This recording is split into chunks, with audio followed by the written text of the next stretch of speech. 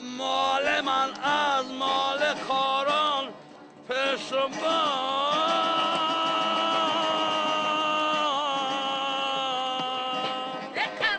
کاران در پیشم شد در شبان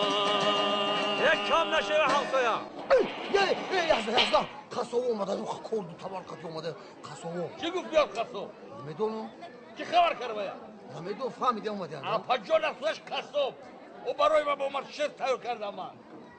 شعر تایور کرده من برای من یک خونه همسایا گوش کنن زنکی من قصاب است زنکی من قصاب است کارش آنی جناب است کارش آنی جناب است کارش بالای روغن کارش بالای روغن دیگر پولی کباب است بس هم یزده یک کم نشه بلده سپا یکی سو غم داد بیار باید تمره بیار تمره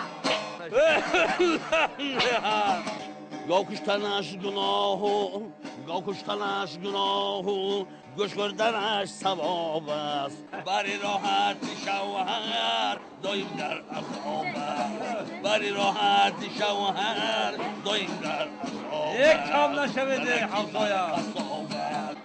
یازده بگو مردک اومدن خدای مردکی خدای اومده خدا اومده 10-15 کس اپت بگو اپا او مردک های اختم بیو میفتی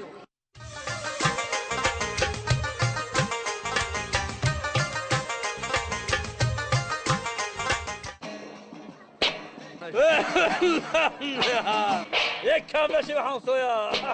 اثر تا بگاهی در قبولی میماند اثر تا بگاهی در قبولی میماند سردوستش میدارم سردوستش میدارم زنگ یزده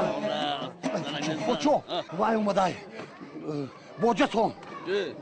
شوهر پیشینی اپام خب اومدن گیرد بای چخی؟ توی به همه میبیم ما اومدن گیرد بای بخی توی مایل لکی جو تونه نگیره دوره او باید نوقتا نمیتوند بای دیو بگی باید حافظی کرده نمیتوند سیم شم هست سیم شم میگی آخه وای گونگ بای